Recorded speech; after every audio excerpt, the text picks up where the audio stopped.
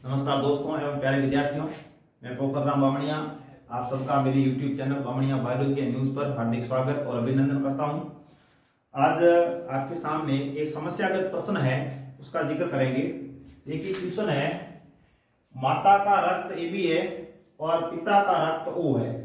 मतलब माता का जो रक्त है उसका जो ब्लड ग्रुप है वो AB है और पिताजी का जो रक्त समूह है वो कौन सा है, O।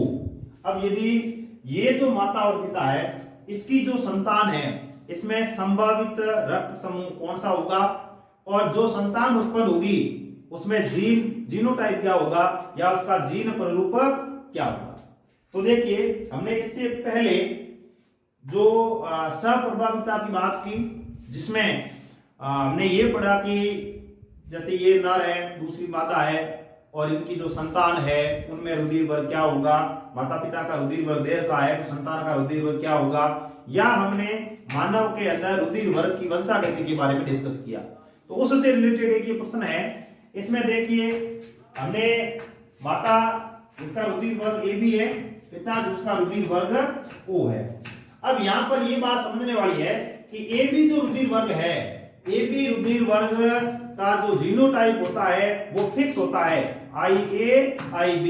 हालांकि विषम युग्मजी है लेकिन IA IB ये इसका होगा जीनोटाइप। और यदि पिता जिसका रुधिर वर्ग O है तो उसका जो जीनोटाइप है वो होगा IO IO। अब इसमें आपको अलग से जीनोटाइप देने की जरूरत नहीं है। यदि रुधिर वर्ग A हो और यदि रुधिर वर्ग B हो तो उसमें आपको जीनोटाइप देना पड़ेगा, लेकिन AB और O इसमें अलग से आपको जीनोटाइप बताने की कोई जरूरत नहीं है, क्योंकि ये दोनों है वो पहले से क्लियर होते हैं। यदि O वर्ग की बात करते हैं तो IO IO ये समयुग्मजी होता है और इसमें IA IB या विषम युग्मजी होता है। अब जो माता है, माता के अंदर ये जीनोटाइप है, पिता के अंदर ये जीनोटाइप है। जब इनमें युग्मकों का निर्माण होगा तब देखिए इसमें दो प्रकार के युग्मक बन जाएंगे, IA और IB। और जो पिता है इसमें युग्मक एक ही प्रकार के बनाएंगे। हालांकि मैंने इसको युग्मकों को अलग करके बताया है, लेकिन युग्मक जितने भी बनेंगे एक जैसे ही बनेंगे। इसलिए यदि हम इसको ऐसे दो बार लिखें या एक बार भी लिखें तो भी कोई ज्यादा फर्क पड़ने वाला नहीं है, अनुपात हमारा वही आएगा। अब इसमें जीनोटाइप ये IA, इसका IB और ये IO और ये IO। अब देखिए इसमें क्या होगा, यदि जो माता का अंडाणु है और उसके अंदर जीनोटाइप है IA और यदि ये IA पिता का जो जीनोटाइप है IO इससे मैच करेगा तो उस बच्चे के अंदर रुधिर वर्ग कौन सा आ जाएगा, A रुधिर वर्ग। और यदि माता का ये अंडाणु जिसका जीनोटाइप IA है, यदि ये पिता के इस शुक्राणु से संयोग करता है, संगम करता है, तो उस बच्चे के अंदर रुधिर वर्ग कौन सा हो जाएगा, A। उसी तरह से यदि पिताजी के अंदर या यदि माताजी के अंदर जो अंडाणु है उसका जीनोटाइप IB है और पिता के शुक्राणु से यदि संगम होगा तो जो संतान उत्पन्न होगी उसमें रुधिर वर्ग कौन सा होगा, B होगा। इस तरह से ये जो बच्चा है इसमें भी कौन सा होगा, रुधिर वर्ग B होगा। तो यहाँ पर A B ऐसे बच्चे पैदा होंगे जिनमें रुधिर A या B होगा।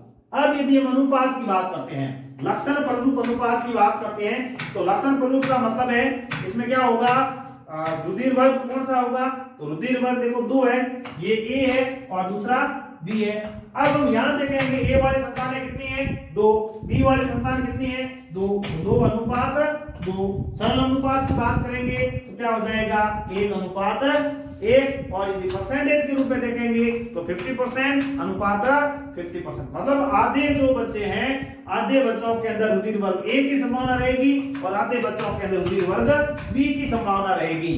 अब यदि हम जीन प्ररूप की बात करते हैं तो ये जो A रुधिर वर्ग है इसका जीनोटाइप है IA IO, जबकि दूसरे जो बच्चे हैं उनका रुधिर वर्ग है IB IO। तो इस तरह से इस जीनोटाइप वाले बच्चे कितने हैं, 2, इस जीनोटाइप वाले कितने हैं, 2। सरल अनुपात की बात करेंगे तो 1 अनुपात 1 और परसेंटेज के हिसाब से देखेंगे तो 50% और 50%। इस तरह से यदि माता जिसका रुधिर वर्ग AB है पिता जिसका रुधिर वर्ग O है, और इनकी संतानों की बात करते हैं तो संभावित जो रुधिर वर्ग है A और B होंगे, अनुपात 1:1 का रहेगा। जीनोटाइप की बात करें तो IA, IO, IB, IO ये उसका जीनोटाइप होगा और अनुपात 1:1 रहेगा। धन्यवाद।